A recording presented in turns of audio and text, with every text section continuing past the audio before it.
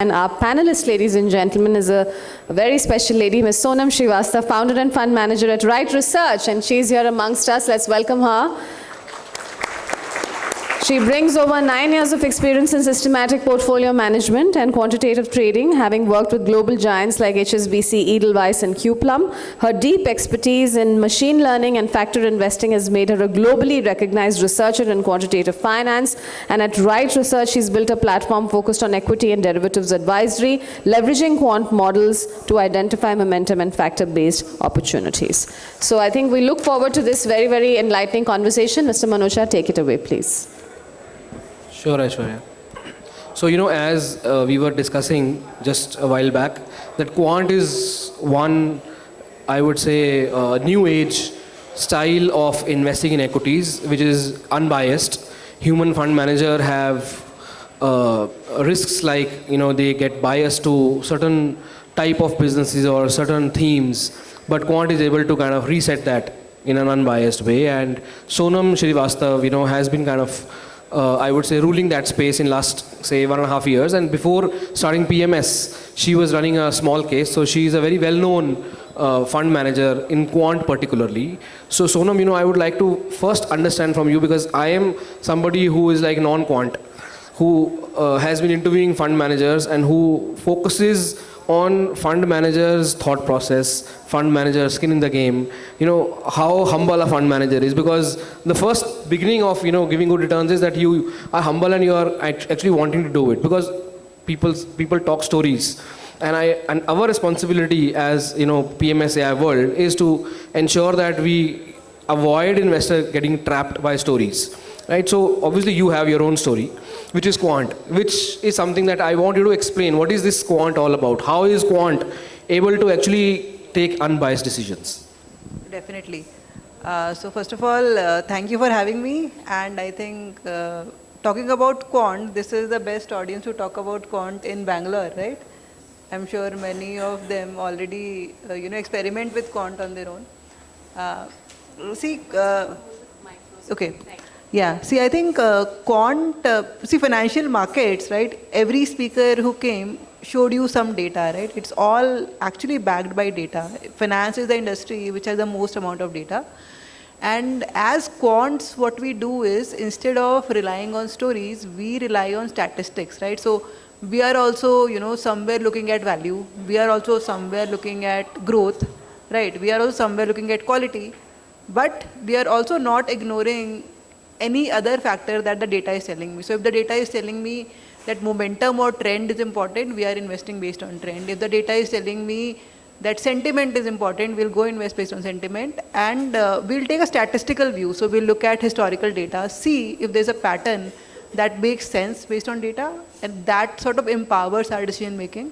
It makes it unbiased because, we're not relying on stories. And we are also tactical in nature. See, we saw a very amazing presentation today which talked about how the markets are growing, right? India is growing and expanding. Now the universe of stock is so much that it's impossible for an analyst to sort of cover, right? Even a large organization will have a coverage universe of 700-800 stocks, right? So that's where in this expanding market, having data-driven methods, right, that can run statistical tests and analyze stocks and give you that filtration is very critical. And the ability to shift sectors, do sector rotation is much more important in the current market, which quant sort of enables, right? Sure, Sonam, I'm still not convinced, honestly. So again, this is my limitation because, I don't come from quant background. As I said, I want to demystify your story further, and I will ask you subsequent thought that comes to my mind, right? You have understanding of patterns, and hence you're able to kind of take your, quant related portfolio management, but within that comes COVID or, something like World War. How do you deal with such situations? Because a human mind, a human fund manager, based on intuition, maybe can take more, I would say, smart decisions than quant. And it could be that, COVID comes and quant says sit on cash. But within 3 months, market kind of, becomes so attractive that suddenly a month of April comes and markets are up 20%, but based on quant, fund managers sitting on cash, they could not kind of, take advantage of when the market kind of started to recover. So Quant has those limitations. How do you kind of take care of those limitations? So Kamal, here I will tell you that quant doesn't mean that only relying on one thing, right? I can put in 1,000 data points, right? So I can also, for example, you talk about COVID, right? We can, there are various signals that will give that the other fund manager conviction to invest. We can incorporate that into our model and sort of have that reaction, right? So quant is not limited. You can add as much data as you want. And talking about, I think on the conviction side, right, where you said that fund managers would have like a deeper sort of understanding. Again, see, I think, if you look at and try to understand the market, a broad set of parameters will actually explain 90% of the market's performance, right? So from valuation to growth to trend, you will be able to explain a majority of the performance, and there is still unsystematic risk. Now data is expanding so much, you even have news-based data, sentiment-based data, so you can go very, very deep into that analysis. And see, everybody's approach to quant is very different, right? Somebody might just look at, certain trends or certain sectors, and somebody might have a totally different approach. We believe that, we should have a much more comprehensive approach. We believe in that risk management is very important. So, somebody who is investing on a story might actually not do any risk management. Even during COVID, they will say, I'm not going to cut my losses and I'm going to be there, which is fair. They will see a good reversal. But we have risk checks in place, right? When we see certain amount of drawdown, which we have seen historically, we have analyzed data and we've seen that if you cut your losses at certain drawdown, if you deploy a hedge at certain drawdown, it gives you that incremental alpha, right? Which is what, in our previous avatar of small case, we did during COVID, and we got, pretty decent sort of performance there. Sure.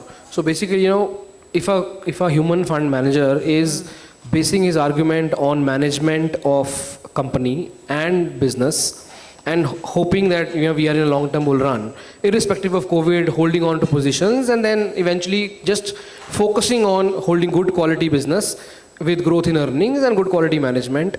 A quant-based fund manager is trying to understand trends and is trying to contain the risk of COVID also coming in between by trying to be churning the portfolio more towards cash or more towards gold or more towards maybe risk-free asset classes, and then again trying to reset it. But all that ultimately is something which sounds to be again a story.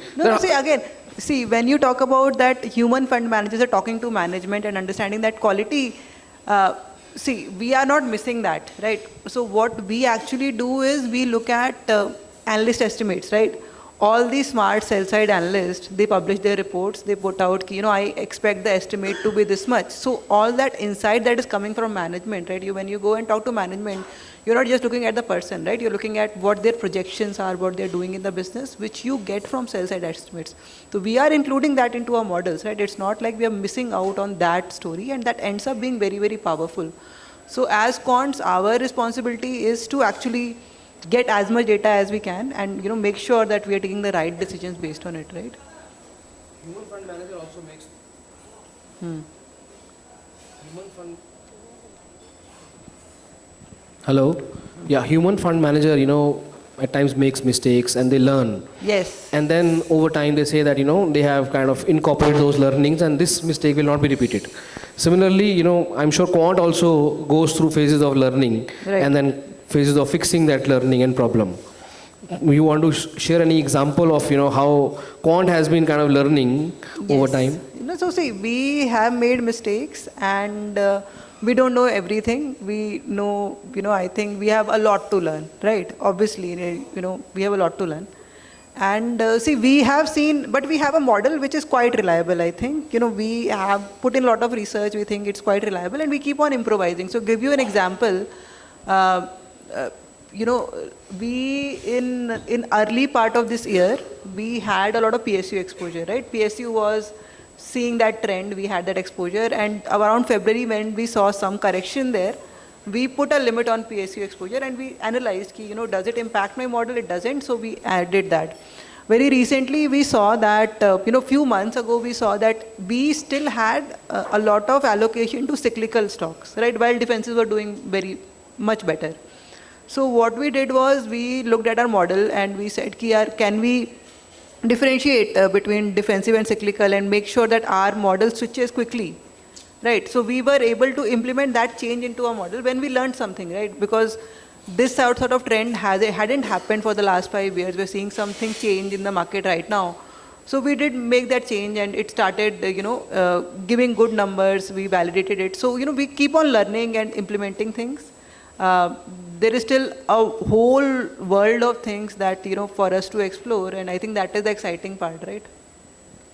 So, your excitement maybe could be coming on the, investment done by investors, right? Which is like, yes, at the end of the day has to deliver returns. Yes. And, your last 1 year returns are like 70%, which is phenomenal.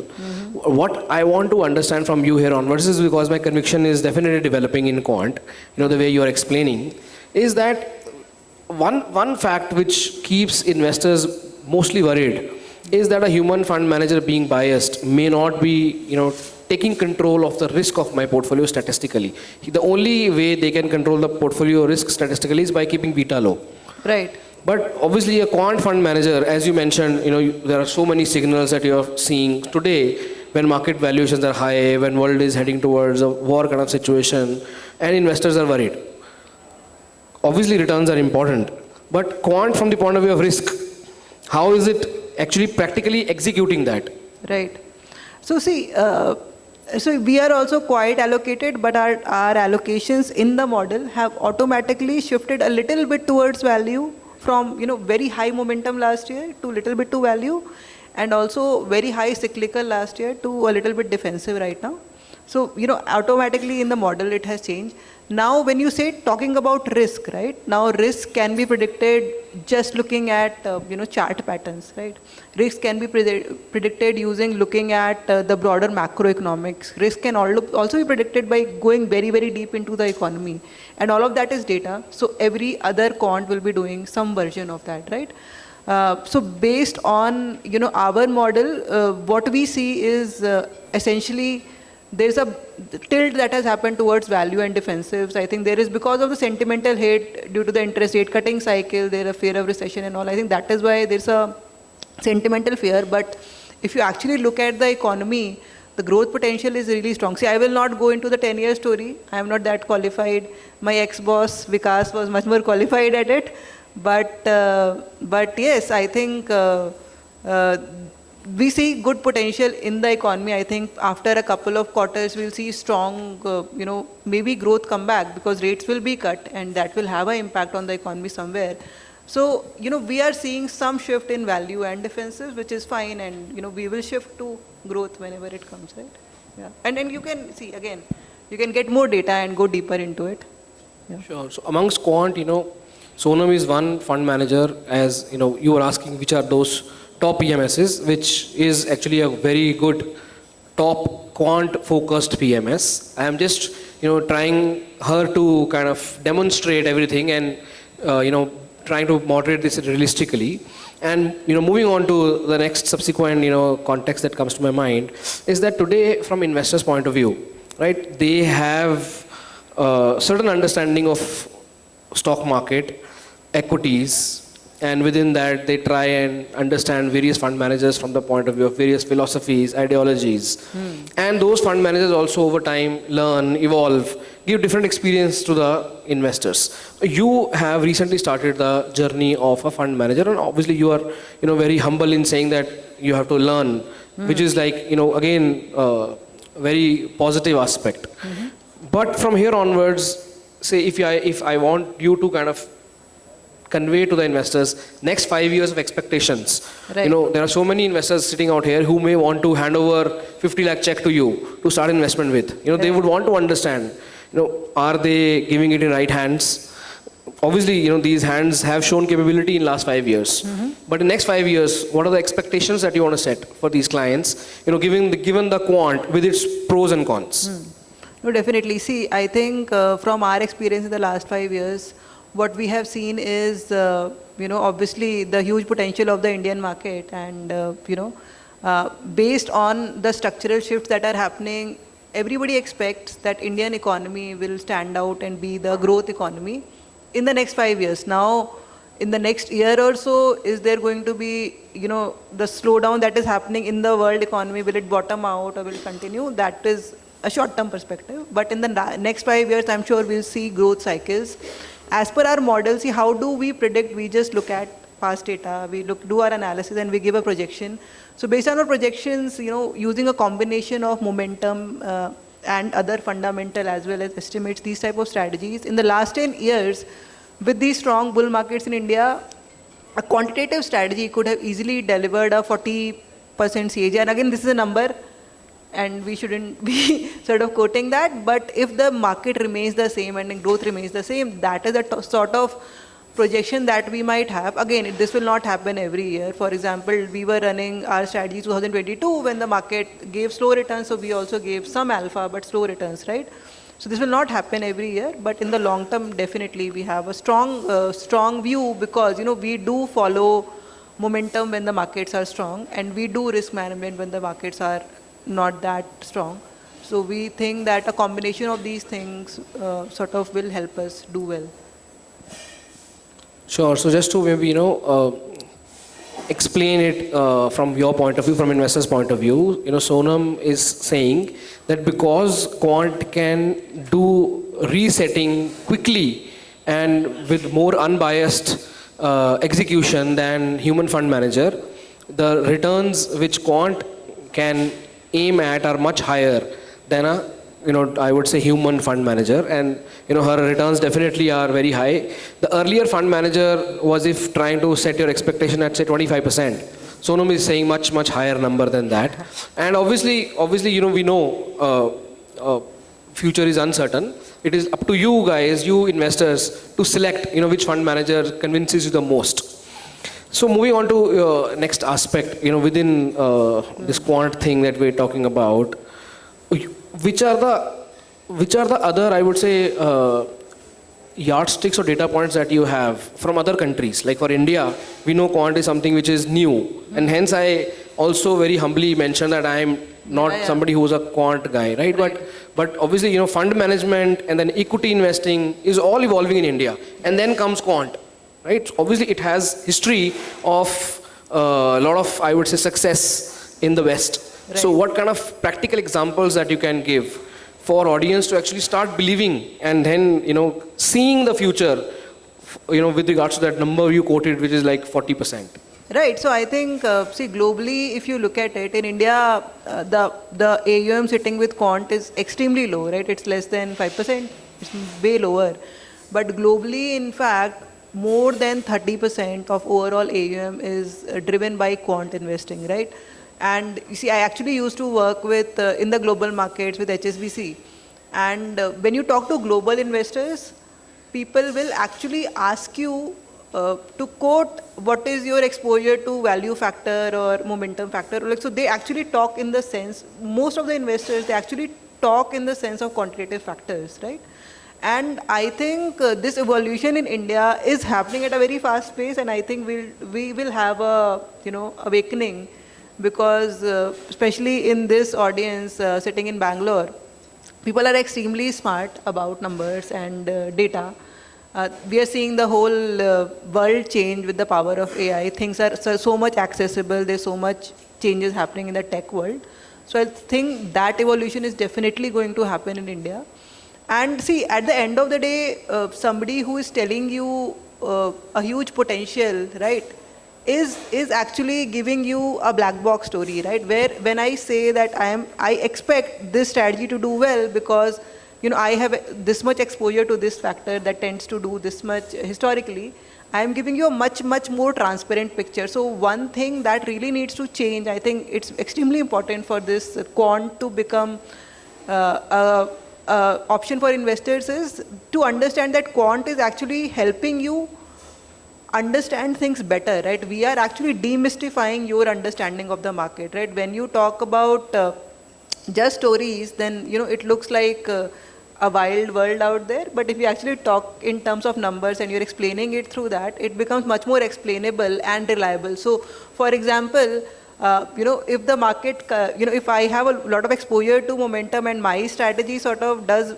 burst in a month, right? I don't panic because I know, I understand what happened. I had a higher exposure to momentum. Momentum is correcting, and our model is now telling us to shift to value. So I understand what's happening, and that empowers my journey. That removes the panic from my investing, right? So I think that understanding, if it will develop in India, and I think this is going to see, because the market itself is expanding so much, right? You need quant to be there. Just to sum it up here, in the West, there are examples of few fund managers like Jim Simons, Renaissance, which have delivered for more than 30, 40 years, returns like above 50% year on year, even higher number than this.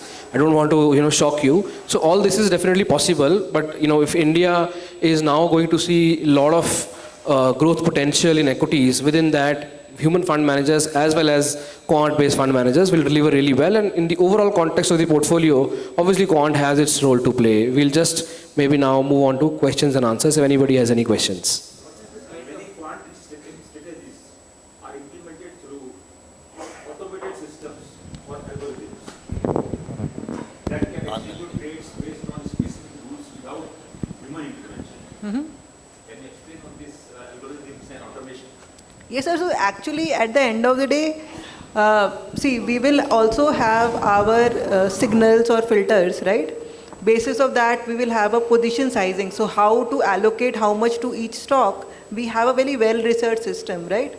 So every aspect of investing that you as an investor would typically do or a fund manager does, we have created systems to do that, and we are not, playing around with it. We spend a lot of time in working on every aspect of it.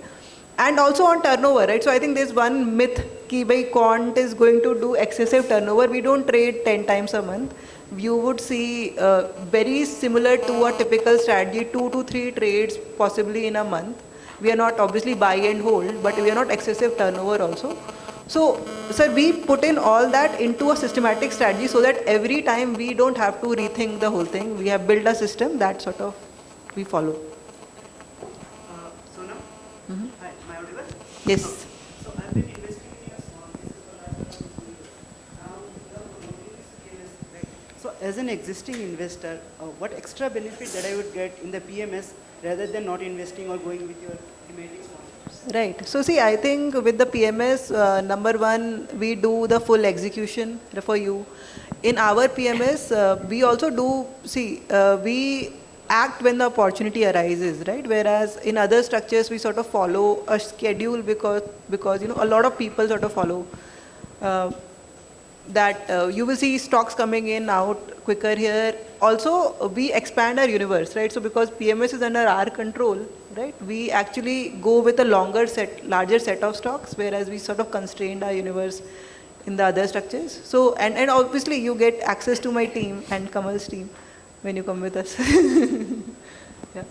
Yeah, one more question here, Sonam. Now, can you demystify what is quant?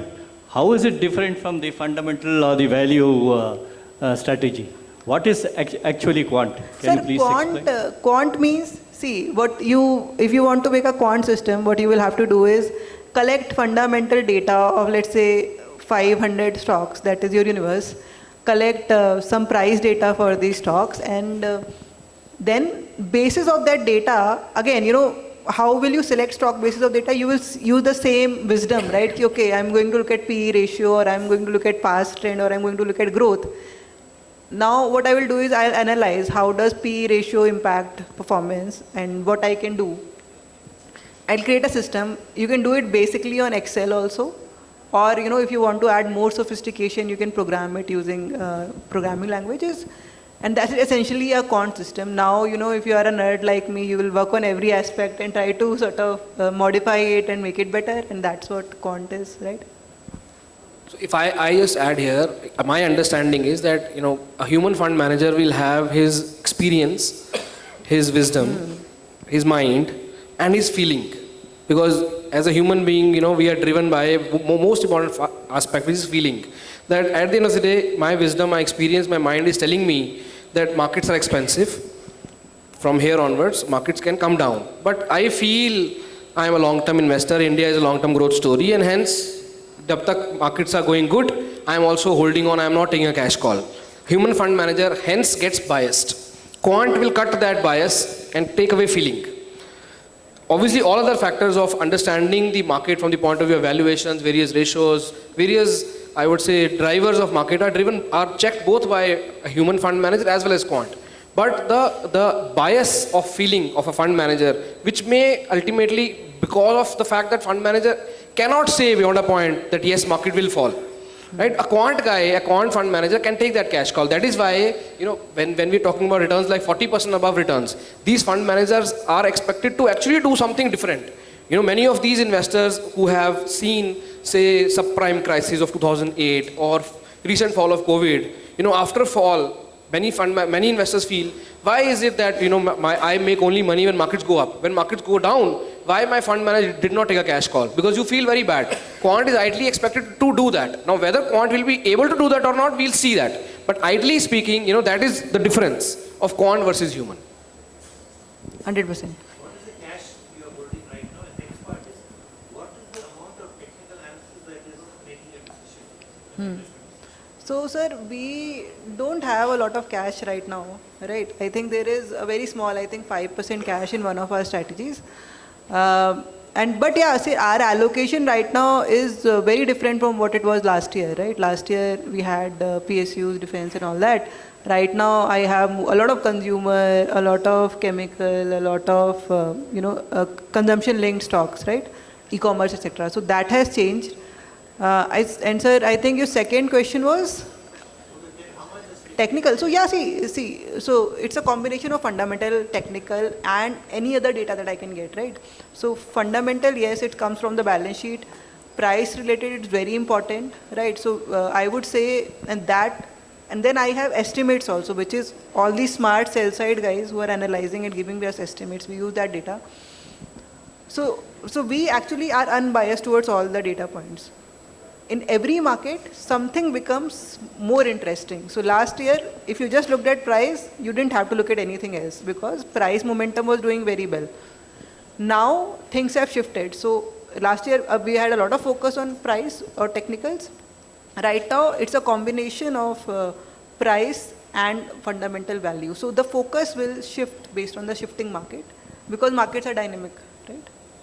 You don't have any fixed amount of importance to technical analysis to get the momentum. So ultimately, what's trying to get the momentum? Yeah, so we use technical analysis, but it's not like that's the only thing. Sometimes what you would see is in the last 3 months, momentum, just price-based momentum has had a correction, right? But our funds have not had because we include other factors also, right? Yeah. So there are times when, so it doesn't work all the time. See, I have also made that mistake. I've been working in this industry for a very long time. When I was really young, I used to think momentum, how can we do maximum momentum? But momentum has a bad day also. So you have to know what else is out there. Momentum is very important, especially in a country like India, but then there are other important things also. How important is momentum in percentage to Sir, I think on an average, momentum might have like a 60-70% weight with us.